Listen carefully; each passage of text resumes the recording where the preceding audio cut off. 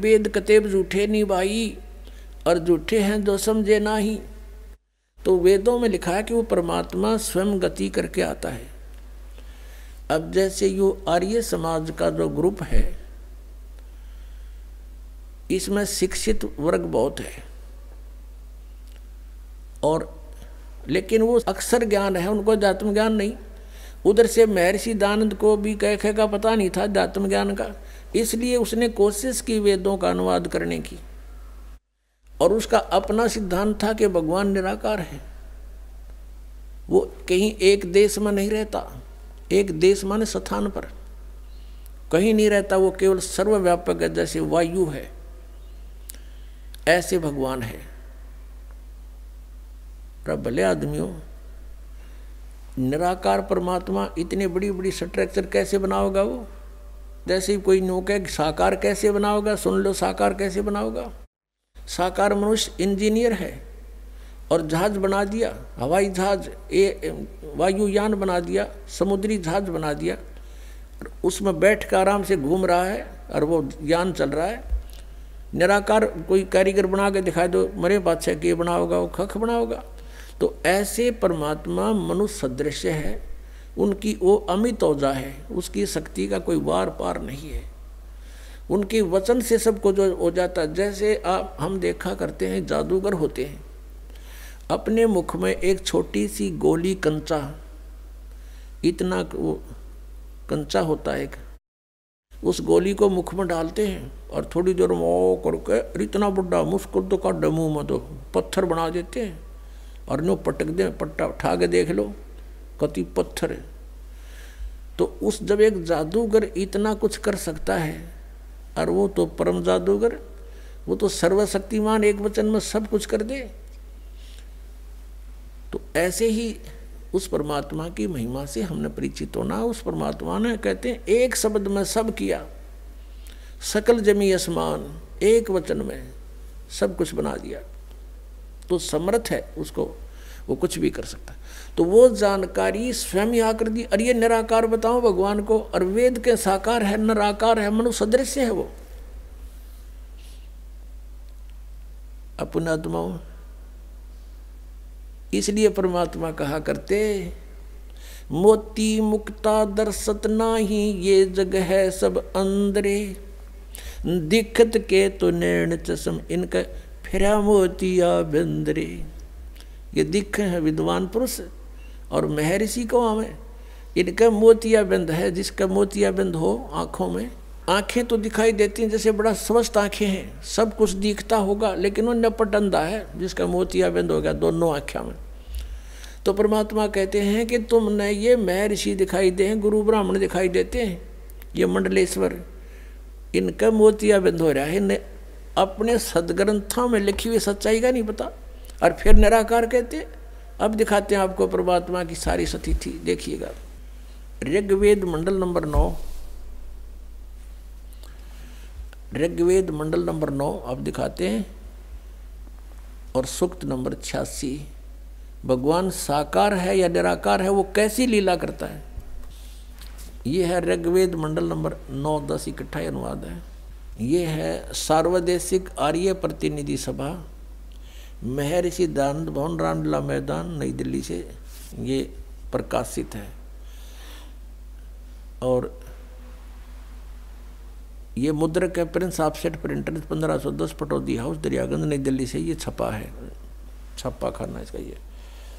अब देखना, ये है ऋग्वेद मंडल नंबर 9 और सूक्त 86 का मंत्र नंबर 26। इसमें लिखा कि यज्ञ करने वाले यजमानों के लिए परमात्मा, यज्ञ करने वाले माने धार्मिक अनुष्ठान यानी साधना करने वाले, यजमान माने भक्तों के लिए परमात्मा सब रास्तों को सुगम करता हुआ, उनके विघ्नों को मर्दन करता है और उनको पवित्र करता हुआ, और अपने रूप को सरल करता हुआ वह कांति में परमात्मा। यह लिखना था कबीर देव। कवि कोई भी सर्वज्ञ नहीं हो सकता जिसको सारा ज्ञान हो। कवि कविता बना सकता है, ये कबीर देव लिखना था यहाँ पर। वो कबीर देव विद्युत के समान यानी आकाशीय बिजली की तरह सेकंड में नीचे आ जावे, क्रीड़ा करता हुआ, ऐसे लीला करता हुआ। वर्णीय पुरुष को यानी अच्छी आत्मा को प्राप्त होता है। अच्छी आत्मा को आके मिलता है वो, जैसे आदरणीय धर्मदास जी को मिले, आदरणीय नानक साहिब जी को मिले, आदरणीय मुल्कदास साहिब जी को मिले, आदरणीय दादू साहिब जी को मिले, आदरणीय गरीबदास साहिब जी गांव छुरानी जिला दद्दर हरियाणा वाले को मिले, आदरणीय गीसा दास साहिब जी गांव खेखड़ा यूपी मेरठ वाले को मिले। तो अच्छे पुरुष को आकर प्राप्त होता है। वो कहाँ रहता हो भगवान? 27वें श्लोक में, ऋग्वेद मंडल नंबर 9 और सूक्त नंबर 86 का 26 पढ़कर 27 में पा गए। इसमें इन्होंने ये जो निराकार मानते थे भगवान को और वेद बता रहे हैं, वह परमात्मा प्रकाश पुंज को, परमात्मा को, जो परमात्मा ध्युलोक के तीसरे पृष्ठ पर विराजमान है वहाँ रहता है। तीसरे एक स्थान पर रहता है ध्युलोक के, यानी उस तेजो में लोक सतलोक के एक स्थान पर, तीसरे स्थान पर विराजमान है, स्थान पर विराजमान है, वहाँ रहता है। निराकार क्यों करो है भगवान जब वहाँ बैठा है? आगे दिखाते हैं। ये है ऋग्वेद मंडल नंबर 9 सूक्त 82 का। ऋग्वेद मंडल नंबर 9 और सूक्त 82। और यहाँ देखें, ये है 82वां, 81वां समाप्त हुआ, ये 82वां शुरू हो जाता है। इसका प्रथम मंत्र इसमें लिखा है कि जो सर्वोत्पादक प्रभु, सबकी उत्पत्ति करने वाला परमेश्वर प्रकाश रूप है। इसका अर्थ है वो तेजो में रूप साकार है, सद्गुणों की वृष्टि करने वाला, पापों का हरण करने वाला, पाप नाश करने वाला, पाप अक्षमा करने वाला है। वह राजेव, राजा के समान, राजेव इसका अर्थ है राजा के समान आगे लिखा है। ये देखना, ये 269 पृष्ठ पर पढ़ रहे हैं। कोई भ्रमत कर देगा कि दूसरा पृष्ठ दिखा दिया होगा। ये 270 दिखाऊंगा। ये देखो 270 यहाँ लिखा है। 82 का पहला पढ़ रहे हैं, 82 का 9 के 82 का। राजा के समान दर्शनीय है, वो देखने जोगा है, विजिबल है, वो साकार है। राजा की तरह तो मनुष्य जैसा ही हुआ। और वह है पृथ्वी आदि लोक लोकांतरों के चारों ओर शब्दमान हो रहा है। वह वर्णीय पुरुष को, वर्णीय माने अच्छी आत्मा को, श्रेष्ठ पुरुष को, जो दृढ़ भक्त है, जो दृढ़ भक्त है उसको पवित्र करता हुआ प्राप्त होता है। जैसे आदरणीय धर्मदास साहिब जी को, जो दृढ़ भक्त थे उसके बाद डगमग नहीं हुए। आदरणीय मुल्कदास साहिब जी को, आदरणीय दादू दास साहिब जी को, आदरणीय गरीबदास साहिब जी गांव छुड़ानी जिला दद्दर हरियाणा वाले को, और आदरणीय गीसा दास साहिब जी को गांव खेखड़ा मेरठ यूपी वाले को। ये दृढ़ भक्त आज तक डगमग नहीं हुए, दुनिया को हिला के रख दिया इन्होंने। इनको भगवान में ले आकर के को पवित्र करता हुआ प्राप्त होता है वर्णीय पुरुष अच्छी आत्मा को। जिस प्रकार विद्युत माने आकाशीय बिजली सन्हे वाले स्थानों को आधार बनाकर प्राप्त होता है। देखो कितना स्पष्ट किया इन्होंने। ऋग्वेद मंडल नंबर 9 और सूक्त नंबर 81 में कति कंसेप्ट क्लियर कर दिया कि वो परमात्मा राजा की तरह देखने जोगा है।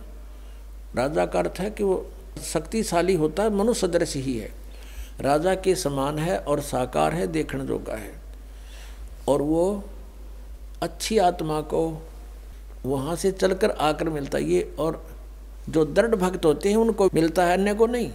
जैसे आकाश की बिजली, आकाशीय बिजली गिरती है, वो किसी वस्तु पर गिरती है जहाँ उसका विशेष अट्रैक्शन बनता है। पुराने समय में जब कांसी धातु के बेले थाली हुआ करते प्रांत, और उनको अगर वर्षा के दिनों में कहीं बाहर वो पड़े रह जाते तो हमारे बुजुर्ग दादी माता कहा करते थे कि कांसी के बर्तन पर बिजली गिर जाती है, जब उसका संयोग होता है ऊपर से गिरने का तो वहाँ अवश्य उसी को तुरंत वहीं आकर के अट्रैक्ट होती है, उस कारण उस खिंची आती है, उसी पर गिरती है। उसको उठवाकर अंदर रखवा दिया करते थे।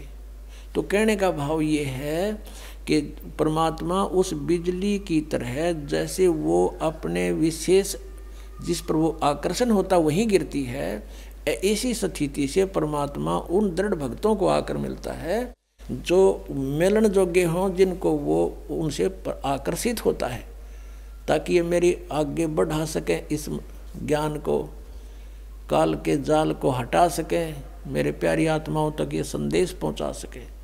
और उनका क्या कर ले, आंखें देखें जब भी ना मानो न भगवान मिल लेगा, उन तक काला मिल लेगा जहाँ ये रह रहे हैं। अब 9वें मंडल सूक्त 82 का मंत्र 1 पढ़ लिया, अब 2 दिखाते हैं, देखिएगा। ऋग्वेद मंडल नंबर 9 सूक्त 82 का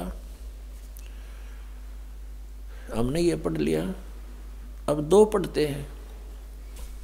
वो परमात्मा किस उद्देश्य से आता है? हे परमात्मन, उपदेश करने की इच्छा से आप महापुरुषों को प्राप्त होते हो, अच्छी आत्माओं को, महान आत्माओं को प्राप्त होते हो, और आप अत्यंत गतिशील पदार्थ के समान हमारे आध्यात्मिक यज्ञों को प्राप्त होते हो।